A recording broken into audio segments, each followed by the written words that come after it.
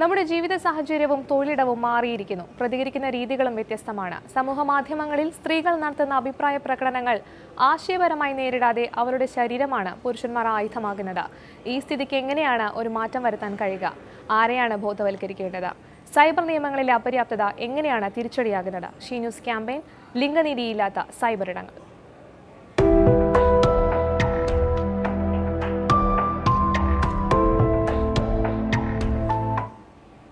സ്ത്രീകൾക്കെതിരായ സൈബർ ആക്രമണങ്ങൾ തടയുന്നതിനായി പോലീസ് സ്വീകരിച്ച മാർഗങ്ങളെല്ലാം പരാജയപ്പെടുന്ന കാഴ്ചയാണ് നാം കാണുന്നത്. പലപ്പോഴും ഇരകൾ നേരിട്ട് തെളിവുകൾ ഹാജരാക്കേണ്ട അവസ്ഥ വരുന്നു. സാങ്കേതികവിദ്യയുടെ പോരായ്മയും സൈബർ പോലീസിന്റെ മന്ദഗതിയിലുള്ള പ്രവർത്തനവുമെല്ലാം കുറ്റകൃത്യങ്ങൾ വർദ്ധിക്കാൻ വഴിയൊരുക്കുന്നു. വിദേശത്ത് നിന്നടക്കം സ്ത്രീകൾക്ക് നേരെയുണ്ടാകുന്ന അതിക്രമം അവിടെ നിൽക്കട്ടെ, സംസ്ഥാന പോലീസിന്റെ ക്രൈം റെക്കോർഡ്സിൽ സൈബർ പരാതികളുടെ കൃത്യമായ കണക്കുകൾ പോലുമില്ല. സൈബർ അതിക്രമത്തെ ചെറുത്തുതോൽപ്പിക്കുന്നതിന് വ്യത്യസ്തമായ പദ്ധതികളാണ് പോലീസ് ആവിഷ്കരിച്ചിട്ടുള്ളത്. Cyber cell, hi-tech enquiry cell, cyber crime police station, cyber dome തുടങ്ങിയവയാണ് അവ. എന്നാൽ സ്ത്രീകൾക്ക് നേരെ അനുദിനമുണ്ടാകുന്ന ഇന്റർനെറ്റ് വേട്ട തടയുന്നതിന് ഇവ പര്യാപ്തമാണോ? ഇവർക്കൊരു ഒരാഴ്ചത്തെയോ 2 ആഴ്ചത്തെയോ 3 ആഴ്ചത്തെയോ ട്രെയിനിങ് കൊടുത്ത്, കുറേ ടൂൾസ് കൊടുത്ത്, കുറേ സോഫ്റ്റ്വെയർ കൊടുത്ത്, ഈ സോഫ്റ്റ്വെയർ റൺ ചെയ്തിട്ട് എന്തെങ്കിലും വിവരങ്ങൾ കിട്ടുകയാണെങ്കിൽ കിട്ടട്ടെ, ആ വിവരങ്ങൾ കോടതിയിൽ സൈബർ തെളിവ് എന്ന പേരിൽ കൊടുക്കുകയാണ് ഇപ്പോൾ ചെയ്യണത്. അപ്പോൾ ഈ സോഫ്റ്റ്വെയർ, അവരുടെ കയ്യിലുള്ള സോഫ്റ്റ്വെയർ റൺ ചെയ്തിട്ട് തെളിവ് കിട്ടിയില്ല എന്നുണ്ടെങ്കിൽ സൈബർ തെളിവ് ഇല്ല. വിദേശത്തു നിന്നടക്കം സ്ത്രീകൾക്ക് നേരെയുണ്ടാകുന്ന അതിക്രമം അവിടെ നിൽക്കട്ടെ, സംസ്ഥാന പോലീസിന്റെ ക്രൈം റെക്കോർഡ്സിൽ സൈബർ പരാതികളുടെ കൃത്യമായ കണക്കുകൾ പോലും ലഭ്യമല്ല.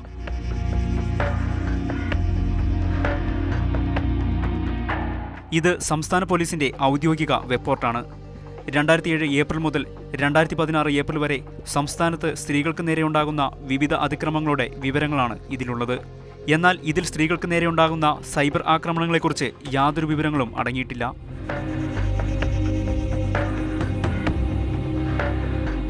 സംസ്ഥാനത്ത് സ്ത്രീകൾക്കെതിരായ സൈബർ അതിക്രമങ്ങൾ അനുദിനം വർദ്ധിക്കുമ്പോഴും അതിനെ തടയിടുന്നതിന് നിയമങ്ങളോ ഭരണ സംവിധാനങ്ങളോ ഫലപ്രദമല്ല. സൈബർ സെല്ലും ഹൈടെക് സെല്ലും സൈബർ പോലീസ് സ്റ്റേഷനുമെല്ലാം വെറും നോക്കുകുത്തികൾ മാത്രം. ഇരകളോട് നിയമപ്രകാരം തെളിവ് ഹാജരാക്കാൻ പാടില്ല എന്നതാണ് നിയമം. എന്നാൽ സൈബർ ചൂഷണം നേരിട്ട ഇരകൾ പലപ്പോഴും സാങ്കേതിക വിദഗ്ധരുടെ അടക്കം സഹായം തേടിയാണ് സൈബർ സെല്ലിൽ പരാതി നൽകുന്നത്.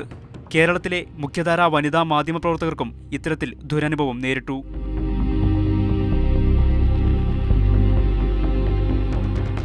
സൈബർ തെളിവ് ശേഖരിക്കുക എന്നത് ഒരു ടെക്നിക്കൽ ജോലിയാണ്. ഈ ടെക്നിക്കൽ ജോലി ചെയ്യാൻ പരിശീലനം ലഭിച്ച പോലീസുകാർ ഉൾപ്പെട്ടതാണ് സൈബർ സെല്ലും ഹൈടെക് സെല്ലും. ട്രെയിനിങ് ലഭിച്ച ആളുകൾ മാത്രം ജോലി ചെയ്യുന്നതാണ് സൈബർ പോലീസ് സ്റ്റേഷൻ. എന്നാൽ വേണ്ടത്ര സാങ്കേതിക പരിജ്ഞാനം ഇവർക്ക് ലഭിച്ചിട്ടുണ്ടോ എന്നതും വിമർശനത്തിന് ഇടയാക്കുന്നു. ഇങ്ങനെ സൗകര്യം ഉണ്ട് എന്നുള്ളതാണ് കേരള പോലീസ് അവകാശപ്പെടുന്നത്. ബട്ട് ആക്ച്വലി ഈ സൗകര്യങ്ങളൊക്കെ വളരെ ലോ ലെവൽ ട്രെയിനിങ് കൊടുക്കാനുള്ള സൗകര്യങ്ങളേ ഉള്ളൂ. ഒരു പരിധി കഴിഞ്ഞാൽ അവർ തെളിവില്ല എന്ന് പറഞ്ഞ് ക്ലോസ് ചെയ്യുകയാണ് ചെയ്യുന്നത്.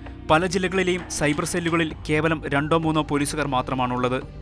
അതുകൊണ്ട് തന്നെ ദിവസേന 2 കേസുകളുടെ വിവരങ്ങളിൽ കൂടുതൽ ശേഖരിക്കാൻ പോലീസിന് കഴിയാതെ വരുന്നു. പലപ്പോഴും സൈബർ ചൂഷണം നേരിട്ട സ്ത്രീകൾ സൈബർ പോലീസിനെ സമീപിക്കുമ്പോൾ ലഭിക്കുന്ന ഉത്തരം ഇങ്ങനെ: എനിക്ക് വന്നിട്ടുള്ള ചില മെസ്സേജുകളുടെയൊക്കെ നമ്മൾ ചെന്ന് പരാതി കൊടുക്കുമ്പോൾ അവർ പറയുന്നത്, ഇത് നമുക്ക് ഇന്ത്യയിലാണെങ്കിലേ ഇത് ചെയ്യാൻ പറ്റുള്ളൂ, ഇതിപ്പോൾ അപ്ലോഡ് ചെയ്തിരിക്കുന്നത് വിദേശത്തു നിന്നാണ്, അല്ലെങ്കിൽ ഈ മെസ്സേജ് വന്നിരിക്കുന്ന വിദേശത്തു നിന്നാണ്. സാമൂഹ്യ മാധ്യമങ്ങളിൽ നിർഭയമായി ഇടപെടലുകൾ നടത്തുന്ന സ്ത്രീകൾക്ക് പോലും അധികാരവൃന്ദങ്ങളിൽ നിന്നും ഇതാണ് ദുരനുഭവമെങ്കിൽ സാധാരണ സ്ത്രീകളുടെ അവസ്ഥ എന്താകും? നിയമങ്ങളുടെയും ഭരണകൂടത്തിന്റെയും പരിമിതികളിലേക്കാണ് അത് വിരൽ ചൂണ്ടുന്നത്. Arun P Gopi, news desk, Mathrubhumi news. ഈ വിഷയമാണ് ഇന്ന് ഷീ ന്യൂസ് ക്യാമ്പയിൻ ചർച്ച ചെയ്യുന്നത്. നടിയും സാമൂഹിക പ്രവർത്തകയുമായ പാർവതി ചേരുന്നു. ശ്രീ പാർവതി, താങ്കൾക്ക് എന്താണ് പറയാനുള്ളത്? ഇത്തരം അതിക്രമങ്ങൾ സ്ത്രീകൾക്കെതിരെ മാത്രമാണ് സമൂഹ മാധ്യമങ്ങളിൽ നടക്കുന്നത്. താങ്കൾ അതിലൊരു ഇര കൂടിയാണ്. തീർച്ചയായിട്ടും നമ്മൾ ഒരു അഭിപ്രായം പറയുന്നതിന്റെ പേരില് ആർക്കെങ്കിലും ഇഷ്ടപ്പെടാതെ വരികയാണെന്നുണ്ടെങ്കിൽ അതിന്റെ ആ വിഷയം സംസാരിക്കുന്നത് കുറവാണ്. അതിനേക്കാളും വ്യക്തിപരമായി അധിക്ഷേപിക്കാനും അശ്ലീലം പറയാനും എല്ലാം വളരെ ധൈര്യപൂർവ്വം സമൂഹ മാധ്യമത്തിൽ ഇറങ്ങുകയും നമ്മളെ വല്ലാതെ ഭീഷണിപ്പെടുത്തുകയും ചെയ്യുന്ന തരത്തിൽ അറ്റാക്ക് ചെയ്യുന്ന ഒരു പ്രവണത ഉണ്ടായി വരുന്നുണ്ട്. ഇതിന് നമുക്ക് എന്താണ് പരിഹാരം എന്ന് പലപ്പോഴും നമുക്ക് അറിയാൻ പറ്റില്ല. നമ്മൾ അന്വേഷിച്ചാലും പറയും ഇത് അപ്ലോഡ് ചെയ്യപ്പെട്ടിരിക്കുന്നത് ഗൾഫിൽ നിന്നാണ്, അപ്പൊ നമുക്കൊന്നും ചെയ്യാൻ പറ്റില്ല, അവരിവിടെ നാട്ടിൽ വന്നാലേ ഇനി എന്തെങ്കിലും ചെയ്യാൻ പറ്റുള്ളൂ, ഇങ്ങനെയുള്ള ഉത്തരങ്ങളാണ് നമുക്ക് ലഭിക്കുന്നത്. അപ്പൊ ആ നിലയ്ക്ക് ഇതിനൊരു പരിഹാരവും നമുക്ക് ലഭിക്കുന്നില്ല. വലിയ വിഷയമാണ്. അപ്പൊ ആർക്കെങ്കിലും എന്തെങ്കിലും അപ്ലോഡ് ചെയ്യണമെങ്കിലോ എന്തെങ്കിലും ഉപദ്രവം ഉണ്ടാക്കണമെങ്കിലോ എന്താ ചെയ്യുക? ഇവിടുത്തെ ഒരു IP address ആയിരിക്കില്ല ഗൾഫിലോ അമേരിക്കയിലോ ഉള്ള ഒരു IP address അപ്ലോഡ് ചെയ്ത് കഴിഞ്ഞാൽ ആർക്കും ആരെയും ആക്ഷേപിക്കാനും എന്ന് മോശം. ആകെ നമുക്കുള്ള പരിഹാരം എന്ന് വെച്ചാൽ ഇതിനെ നമുക്ക് തിരുന്നലിപ്പിക്കാം എന്നുള്ളതല്ലാതെ നമുക്ക് ഒരു പ്രൊട്ടക്ഷൻ നമുക്ക് സത്യം പറഞ്ഞാൽ കിട്ടുന്നില്ല. അതുപോലെ പല ആൾക്കാരും ഈ ഇതിലൂടെ പരിചയപ്പെട്ട് അല്ലാതെയും ഫിനാൻഷ്യലി ഒക്കെ മനുഷ്യരെ വിശ്വാസത്തിനെ പുറത്ത് പറ്റിക്കുന്നത് അങ്ങനെയുള്ള ഒരുപാട് അനുഭവങ്ങളാണ്. സ്ത്രീകൾക്ക് പിന്നെ സൗഹൃദമാണ്, പരിചയമാണ് എന്ന് വിചാരിച്ചിട്ട് നമ്മൾ ഒരുപാട് പേര് ഇങ്ങനെ അബദ്ധത്തിൽപ്പെടുന്ന ധാരാളം കേസുകൾ നമുക്ക് കണ്ടുകൊണ്ടിരിക്കുന്നു. പലതരത്തിലുള്ള പ്രശ്നങ്ങളാണ് അനുഭവിക്കുന്നത്. ഇപ്പൊ എനിക്കാണെങ്കിൽ എന്റെ ഫേസ്ബുക്ക് പേജിന്റെ അഡ്മിൻ പോലും പറഞ്ഞിട്ട് വളരെ വിശ്വസിക്കാൻ വേണ്ട അവർക്ക് ഇഷ്ടമുള്ള തരം പോസ്റ്റുകൾ ഇടാൻ തുടങ്ങി. അപ്പോൾ അത് വളരെ ഗുരുതരമായ പ്രശ്നമല്ലേ? നമുക്ക് പറയാനില്ലാത്ത കാര്യങ്ങൾ അവരിടുക. അപ്പൊ നമുക്ക് ഫേസ്ബുക്കിനോട് ഞാൻ പിന്നീട് ഇപ്പോൾ ഫേസ്ബുക്കിനോട് സംസാരിച്ചപ്പോൾ ഫേസ്ബുക്ക് എന്ന് പറയുന്നത് അഡ്മിന്റെ ആവശ്യമില്ല, ഡയറക്റ്റ് ആയിട്ട് ബന്ധപ്പെട്ടാൽ വെരിഫൈ ചെയ്യും അങ്ങനെ പേജാക്കും. പക്ഷെ ഇതിന്റെ അറിവില്ലായ്മയും ഒരു വലിയ പ്രശ്നമാണ്. അതെ, ഈ സമൂഹ മാധ്യമങ്ങളിൽ സ്വയം സുരക്ഷിതരാകേണ്ടതിനെ പറ്റി വലിയൊരു വിഭാഗം സ്ത്രീകളെ ബോധവൽക്കരിക്കേണ്ടത് ആവശ്യമല്ലേ? അതുപോലെ തന്നെ പ്രധാനമാണ് താങ്കൾ പറഞ്ഞ പോലെ സാങ്കേതിക പരിജ്ഞാനവും. അതെ, 100% സാങ്കേതിക പരിജ്ഞാനം വളരെ ആവശ്യമാണ്. ഇത് നമുക്ക് എത്തിപ്പെടാത്തൊരു കാര്യമാണ്. ഒരു പ്രശ്നം വന്നാൽ നമ്മൾ എങ്ങനെയാണ് റിപ്പോർട്ട് ചെയ്യേണ്ടത്, എവിടെയാണ് പരിഹാരം വേണ്ടതെന്ന് കുറച്ചുകൂടി നമുക്ക് സാധാരണക്കാരിലേക്ക് എത്തിക്കേണ്ടിയിരിക്കുന്നു. കാരണം ഇതിന്റെ സാങ്കേതിക പരിജ്ഞാനം ഉണ്ട് എന്ന് വിചാരിച്ചിട്ട് പോകുന്നവർ ചിലപ്പോൾ നമ്മളെ ചതിച്ചെന്ന് വരും. അപ്പൊ ആ നിലയ്ക്ക് കുറച്ചും കൂടി ഇത് വളരെ ലളിതമാണ്. ആ ലളിതമായിട്ടുള്ള മാർഗങ്ങൾ നമുക്ക് ശീലമാക്കി കൊടുക്കാനും എങ്ങനെയാണ് ഇത് പരിഹാരം നേടേണ്ടതെന്നും കുറച്ചുകൂടി ഇതാണ്. ഒരു ഇഷ്യൂ വന്നു, സൈബർ കേസ്, നമുക്കെതിരെ ഒരു ഫോട്ടോ അപ്ലോഡ് ചെയ്തു അല്ലെങ്കിൽ നമുക്കെതിരെ ഒരു മോശം വാർത്ത ചെയ്തു, എന്താണ് ചെയ്യേണ്ടത് എന്നുള്ളതിനെ കുറിച്ച് എക്സ്പെർട്സിനെ കൊണ്ട് കൂടുതൽ എഴുതിക്കാനും കുറച്ചുകൂടി ഒരു അറിവ് സാധാരണക്കാരിലേക്ക് എത്തിക്കുന്ന തരം കാര്യങ്ങൾ നമ്മൾ ചെയ്യേണ്ടിയിരിക്കും. നന്ദി ശ്രീ പാർവതി പ്രതികരിച്ചതിന്. ഈ വിഷയത്തിൽ നമുക്കൊരു വിദഗ്ധ അഭിപ്രായം കൂടി ചോദിക്കാം. ഡോക്ടർ വിനോദ് ഭട്ടതിരിപ്പാട് തയ്യാറാണ്. ശ്രീ വിനോദ് ഭട്ടതിരിപ്പാട്, സംസ്ഥാന പോലീസിലെ ക്രൈം റെക്കോർഡ്സിൽ സൈബർ പരാതികളുടെ കൃത്യമായ കണക്കുകൾ പോലുമില്ല എന്നാണ് പറയുന്നത്. നിയമങ്ങളുടെ അപര്യാപ്തതയിലേക്കാണോ ഇത് വിരൽ ചൂണ്ടുന്നത്?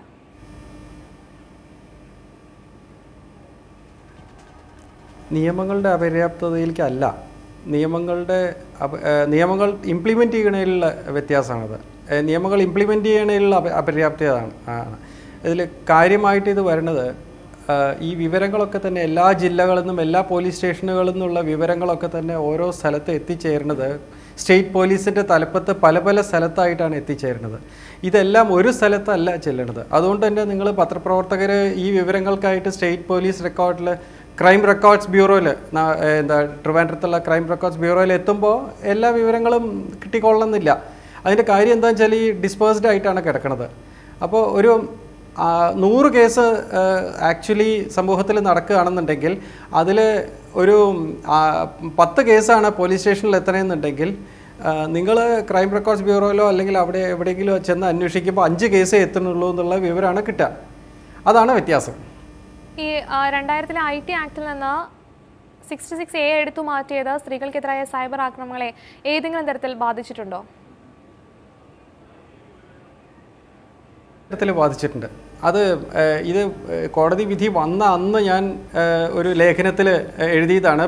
പിറ്റേന്നത്തെ പത്രത്തിൽ അത് വന്നതുമാണ്. ഒരുപാട് വലിയ തരത്തിൽ തന്നെ ബാധിച്ചിട്ടുണ്ട്. 66Aക്ക് അതിൻ്റേതായിട്ടുള്ള ദോഷങ്ങളുണ്ടായിരുന്നു. കോടതി പറഞ്ഞ എല്ലാ ദോഷങ്ങളും ഉണ്ടായിരുന്നു. പക്ഷേ അതിന് കുറേ ഗുണങ്ങളും ഉണ്ടായിരുന്നു. അതിൻ്റെ ഒരു എക്സാമ്പിൾ പറഞ്ഞാൽ, ഇപ്പം അതിൻ്റെ പിറ്റേന്നത്തെ 66A റദ്ദാക്കിയതിൻ്റെ 2 ദിവസം കഴിഞ്ഞ് വന്ന ഒരു വാർത്ത ഞാൻ കോട്ട് ചെയ്യാം. മാതൃഭൂമി പത്രത്തിൽ തന്നെ വന്ന വാർത്തയാണത്. കോഴിക്കോട് കമ്മീഷണറുടെ കീഴിലുള്ള പോലീസ് സ്റ്റേഷനുകളിലെ 118 കേസുകൾ റദ്ദാവാൻ പോവുകയാണെന്നും ഈ 118 കേസുകളിൽ ഏകദേശം 95% കേസുകളും, അതായത് 110ൻ്റെ അടുത്ത് കേസുകളും സ്ത്രീകൾക്കും പെൺകുട്ടികൾക്കും എതിരായിട്ടുള്ള അതിക്രമങ്ങളായിരുന്നു എന്നും, അങ്ങനെ ഒരുപാട് ആയിരക്കണക്കിന് സ്ത്രീകൾക്കും പെൺകുട്ടികൾക്കും എതിരായിട്ട് സൈബർ ഇടങ്ങളിൽ നടന്ന അതിക്രമങ്ങളിൽ വെറും 110 കേസുകൾ മാത്രമേ പോലീസ് സ്റ്റേഷനിൽ എത്തിയിട്ടുള്ളൂ. അതുപോലും ഇൻവാലിഡ് ആയിപ്പോയി. അതുപോലും ആ ഫയൽ ക്ലോസ് ചെയ്ത് പ്രതികളൊക്കെ തന്നെ സമൂഹത്തിലേക്ക് ഇറങ്ങി. അവർ പലരും പല കേസുകളും കോടതിയിൽ എത്തിയതായിരുന്നു, പല കേസുകളും അന്വേഷണത്തിൻ്റെ ഇതിലായിരുന്നു, പല കേസുകളും വിധിക്കാൻ പോവുമായിരുന്നു. ആ സമയത്തൊക്കെയാണ് എല്ലാ പ്രതികളും രക്ഷപ്പെട്ടത്. ഈ നിയമങ്ങൾ നടപ്പിലാക്കുന്നതിന്റെ പ്രശ്നങ്ങളാണ് എന്ന് പറയുമ്പോഴും പോലീസിന്റെ സൈബർ സെല്ലിലും ഹൈടെക് സെല്ലിലും സാങ്കേതിക പരിജ്ഞാനമില്ലാത്ത ഉദ്യോഗസ്ഥരുടെ അഭാവം തിരിച്ചടിയല്ലേ? വളരെ ശരിയാണ്. അതായത് ഇതൊരു സാങ്കേതിക മേഖലയാണ്. അതായത് ഈ തെളിവ് ശേഖരണം, സൈബർ കേസുകൾ കോടതിയിൽ വന്നാൽ, സൈബർ ഇടങ്ങളിൽ സ്ത്രീകളോ പെൺകുട്ടികളോ അപമാനിക്കപ്പെട്ടു എന്ന രീതിയിലൊരു കേസ് പോലീസ് സ്റ്റേഷനിൽ വരികയോ കോടതിയിൽ വരികയോ ചെയ്തു കഴിഞ്ഞാൽ അതിൻ്റെ തെളിവ് ശേഖരിക്കുക എന്നുള്ളത് ഒരു സാങ്കേതിക ജോലിയാണ്, അത് പോലീസിൻ്റെ ജോലിയല്ല. അപ്പോൾ സാങ്കേതിക ജോലി എന്ന് പറഞ്ഞാൽ സാങ്കേതിക പരിജ്ഞാനം ഉള്ളവർ വേണം. അപ്പോൾ പിന്നെ ആ സാങ്കേതിക പരിജ്ഞാനം എന്ന് പറഞ്ഞു കഴിഞ്ഞാൽ നമ്മൾ ഏറ്റവും കാര്യമായിട്ട് പറയുന്നത് ക്വാളിഫിക്കേഷനാണ്. ആ ക്വാളിഫിക്കേഷനുള്ള ആളുകൾ അവിടെ ഇരിക്കണം. ഒരു ഡോക്ടർ ഇരിക്കേണ്ട പോസ്റ്റിൽ ഫാർമസിസ്റ്റ് ഇരുന്നിട്ട് യാതൊരു കാര്യമില്ല. ഫാർമസിസ്റ്റ് ചെയ്യേണ്ട ജോലി ഫാർമസിസ്റ്റ് തന്നെ ചെയ്യണം. ഫാർമസിസ്റ്റിൻ്റെ സീറ്റിലിരിക്കണം. ഡോക്ടറുടെ സീറ്റിൽ ഡോക്ടർ തന്നെ ഇരിക്കണം. ഡോക്ടർ ചെയ്യേണ്ട ജോലി ഫാർമസിസ്റ്റ് ചെയ്തിട്ട് യാതൊരു കാര്യമില്ല. അതാണ് ആ ഒരു വ്യത്യാസം നമ്മൾ കണ്ടറിയണം. ഈ സൈബർ സെല്ലുകളിൽ, കേരളത്തിലെ സൈബർ സെല്ലുകളിൽ BSc ഫോറൻസിക്സ് സൈബർ ഫോറൻസിക്സിൽ BSc ഡിഗ്രിയോ BTech ഡിഗ്രിയോ MTech ഡിഗ്രിയോ അല്ലെങ്കിൽ അങ്ങനെ എന്തെങ്കിലും ഒരു യൂണിവേഴ്സിറ്റി ക്വാളിഫിക്കേഷൻ സൈബർ ഫോറൻസിക്സിൽ എടുത്ത ഒരൊറ്റ ആൾ പോലും കേരളത്തിലെ സൈബർ സെല്ലുകളിലില്ല.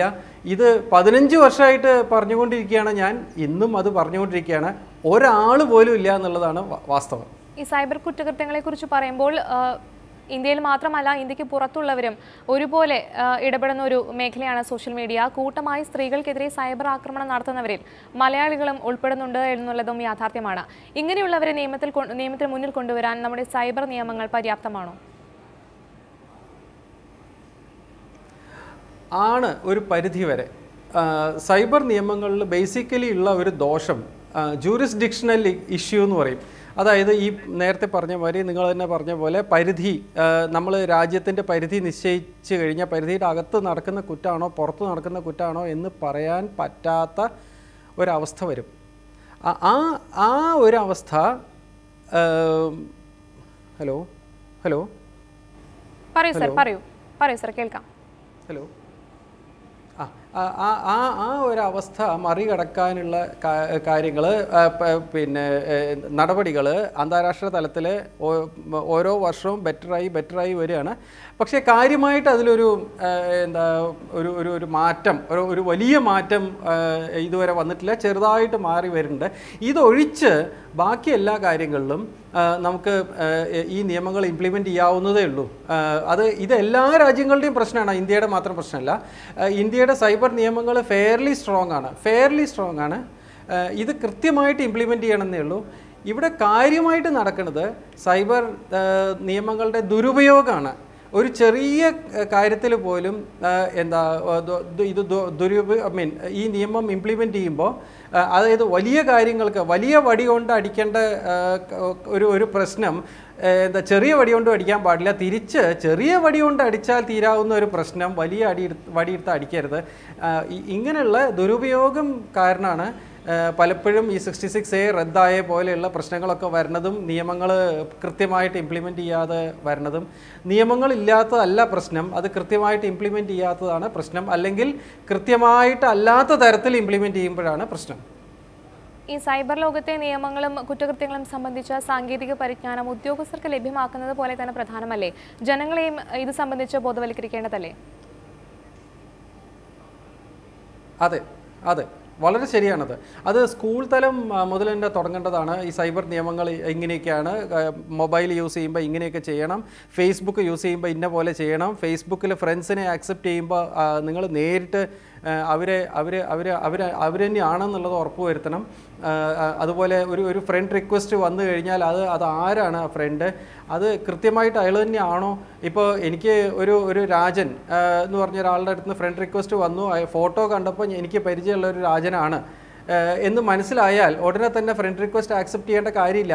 കാരണം എനിക്ക് പരിചയമുള്ള ഒരു രാജൻ്റെ ഫോട്ടോ വെച്ചിട്ട് ഒരാളെ അക്കൗണ്ട് തുടങ്ങി, രാജൻ എന്നുള്ള പേരിൽ അക്കൗണ്ട് തുടങ്ങിയിട്ട് ആ രാജനാണോ ഫ്രണ്ട് റിക്വസ്റ്റ് തരണമെങ്കിലോ, അതിൻ്റെ പുറകിലൊരു സ്ത്രീ ആണെങ്കിലോ, അതിൻ്റെ പുറകിലൊരു ക്രിമിനൽ ആണെങ്കിലോ. അപ്പോൾ നമ്മൾ പിന്നെ ഈ എല്ലാവരെയും ബോധവൽക്കരിക്കണം. ഒരു ഫോട്ടോ കണ്ടിട്ട് ഫ്രണ്ട് റിക്വസ്റ്റ് ആക്സെപ്റ്റ് ചെയ്യരുത്, പേരിൻ്റെ സാമ്യം കണ്ടിട്ട് ഫ്രണ്ട് റിക്വസ്റ്റ് ആക്സെപ്റ്റ് ചെയ്യരുത്. ഇന്ന് ഇന്ന് ഇവിടെ ഉള്ള ഫേസ്ബുക്ക് ഐ ഡികളിൽ ഒരു 20% 30% ഐ ഡികളെങ്കിലും വ്യാജമായിട്ടുള്ള ഐ ഡികളാണ്. അതായത് സ്ത്രീ എന്ന രൂപേണ ഫേസ്ബുക്കിൽ നിൽക്കുന്ന ഒരു ഐ ഡി അതൊരു പുരുഷനയക്കാം, പുരുഷൻ എന്ന രൂപേണ അതിൻ്റെ പുറകിൽ നിൽക്കുന്നത് ഒരു ക്രിമിനലായിട്ടുള്ള സ്ത്രീ അയക്കാം. അതുപോലെ പല വ്യാജമായിട്ടുള്ള ഐ ഡികളും ഉണ്ട്. അത്തരം ഐ ഡികളിൽ നിന്ന് റിക്വസ്റ്റ് വന്നേക്കാം. അത് നമ്മുടെ സുഹൃത്ത് എന്ന് തോന്നുന്ന തരത്തിൽ പ്രസൻറ്റ് ചെയ്യാനും അവർക്കറിയാം. അപ്പോൾ ഇവരെയൊക്കെ നേരിട്ട് കണ്ട് നേരിട്ട് ബോധ്യപ്പെട്ടിട്ട് മാത്രമേ ഫ്രണ്ട് റിക്വസ്റ്റ് ആക്സെപ്റ്റ് ചെയ്യാൻ പാടുള്ളൂ എന്ന തരത്തിലുള്ള ബോധവൽക്കരണം താഴെ തട്ടിൽ മുതലേ തുടങ്ങണം. ഇന്ന് 60, 70, 80 വയസ്സുള്ള ആളുകളാണ് ഫേസ്ബുക്കിൽ ആക്റ്റീവായിട്ട് ഇരിക്കുന്നത്.